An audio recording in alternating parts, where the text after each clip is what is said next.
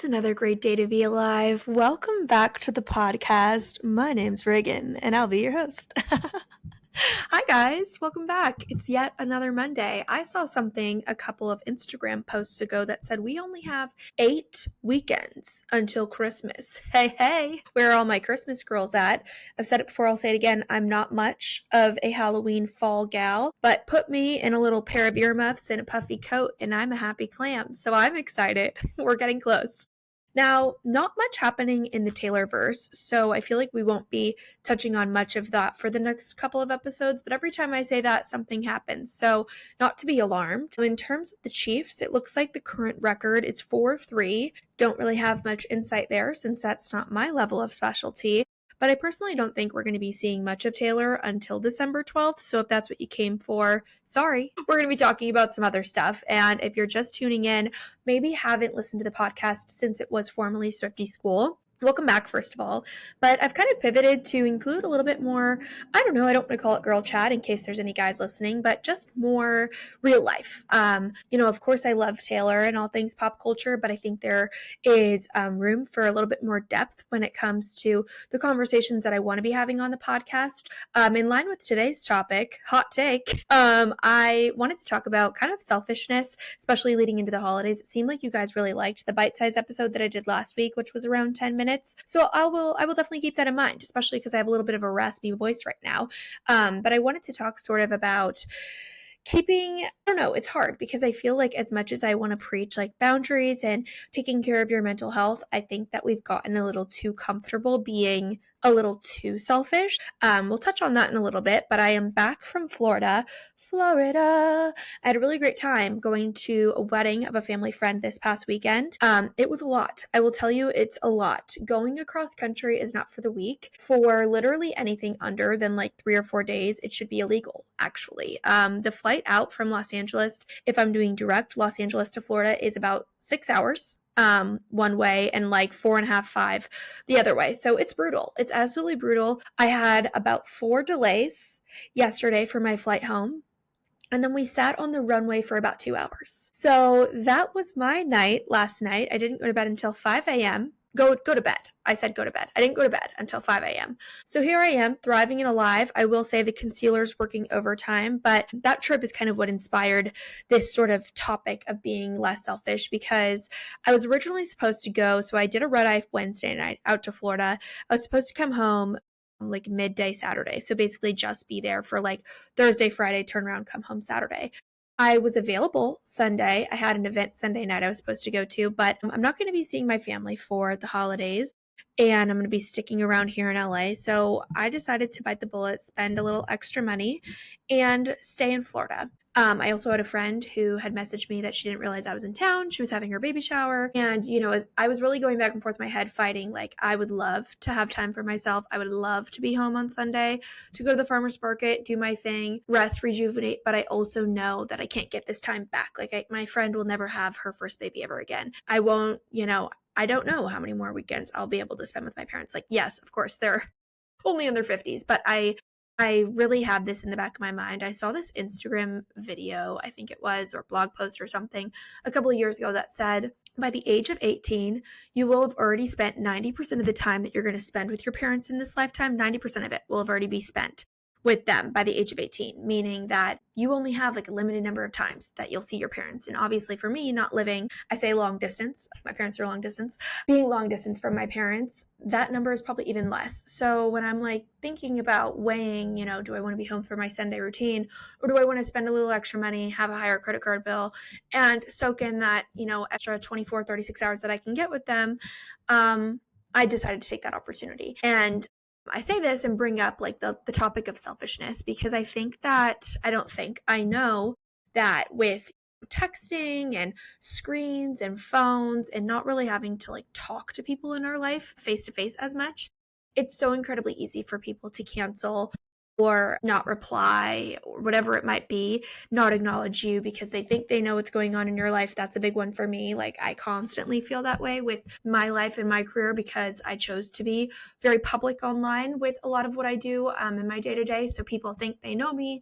They think they don't have to say anything to me because they're like, oh, she's busy. I saw on her Instagram.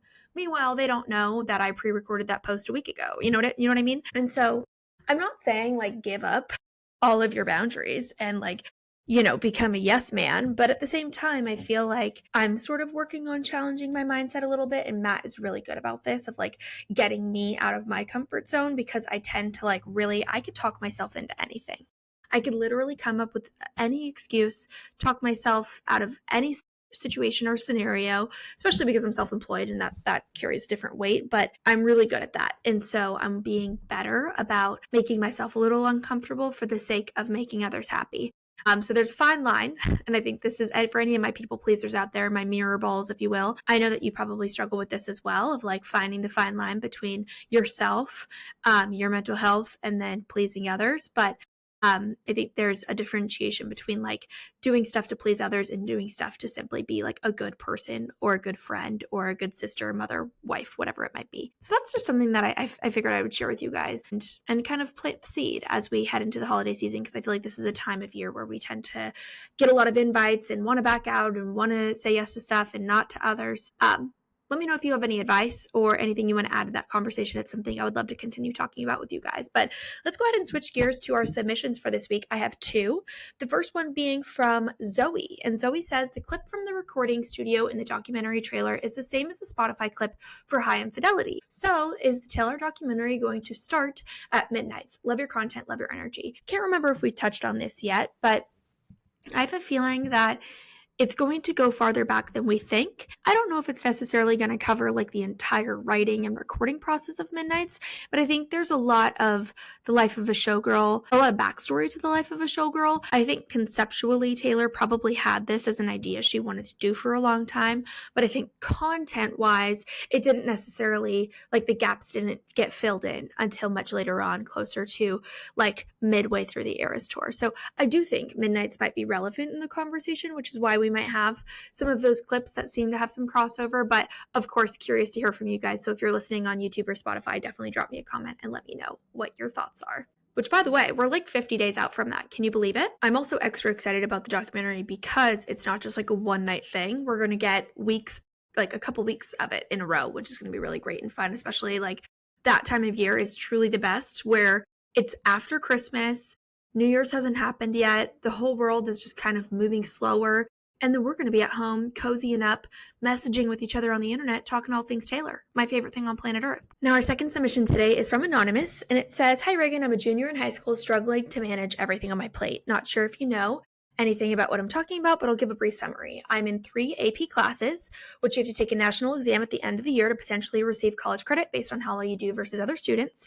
2 of which are considered the hardest APs to pass. The rest of my classes are honors classes. I'm also the vice president of my school, Skills USA chapter, in an organization where you compete at state level, potentially go to nationals if you hold gold in your state. I've placed silver in Nevada last year for a crime scene investigation against all other high school students. I work a job where it's normal for me to work 5 to 6 hour shifts on the weekend, 3 to 5 hour shift on the weekdays, and I'm in an internship where I attend 1.5 hour meeting bi-weekly while trying to maintain healthy family and social life. Also have a minimum of 2 hours of homework per night. Oh my goodness. And to add on top of all of that, I'm studying for the ACT and SAT since I'm a junior. Wondering if you have any advice on how to manage all of this, preferably without taking anything away. I'm hoping all the hard work now will get me into a good college, making it easier, but it's getting hard to manage and sort of impacting my mental health with all the stress. I've never struggled with managing my tasks before this school year, and now I'm wondering if I'm too far off the deep end. Love your podcast and your rebrand, how you promote positivity and your carefree vibes. XO, a stressed out student. Girly. I said girly. You could not be a girly. You're anonymous. This is me. You are me. I am you. This is us. This was so me. I did pretty much every single thing that you listed out in this message. I did the most.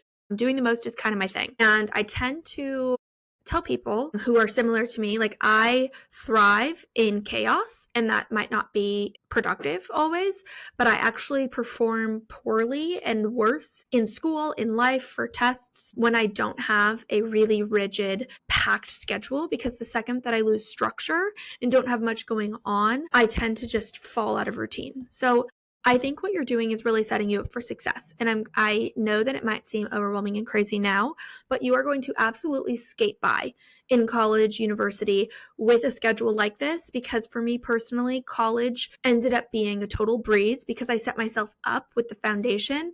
Every time I say foundation, I think of the song Mastermind. Laid the foundation, and you're really laying a foundation that is going to set you up. I mean, if you decide to be a parent one day, if you decide to take on extracurriculars after your job, work, become a small business owner, whatever it might be your own boss, every single one of these tools are going to come in handy. Now, I think setting yourself up with a support system is number one. So if there's any sort of counselor or therapist at your school or a resource that your parents can help provide for you where you can really sit down and make sure that you're taking care of yourself amongst all of this, I think that's going to be helpful.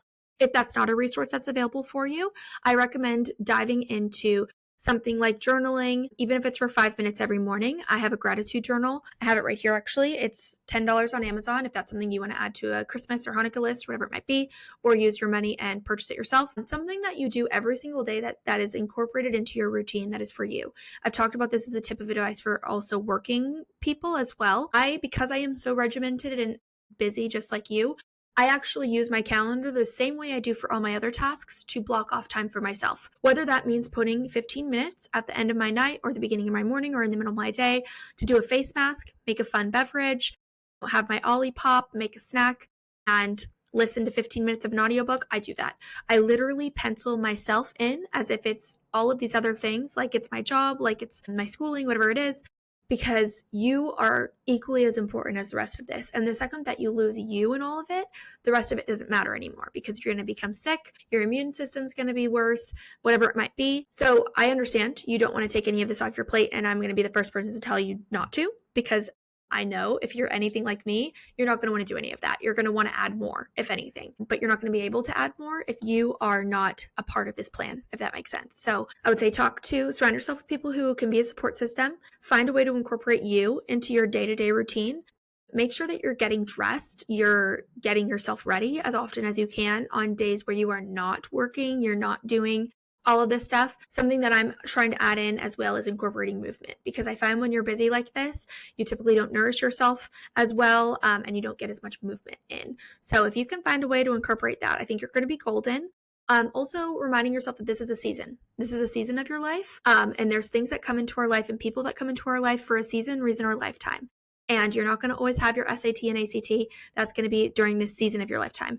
You're going to always have a job. You're always going to have work. So building really positive relationship with those things that are always going to be around for the lifetime is a great way to kind of reframe in your brain. Knowing, like, when you're doing a lot of this stuff, reminding yourself, I can get through this. You can get through anything. Affirmations are really wonderful. And I think we should end this on affirmations.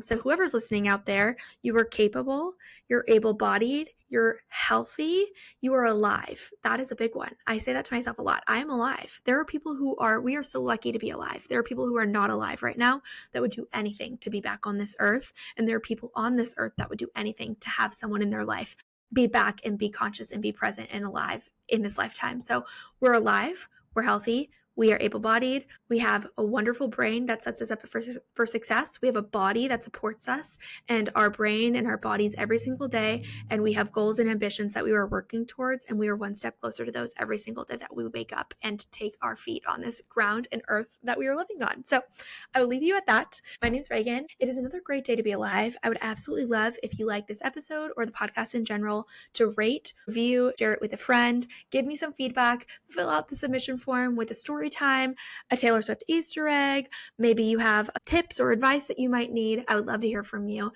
and I'll see you on the next one. Bye.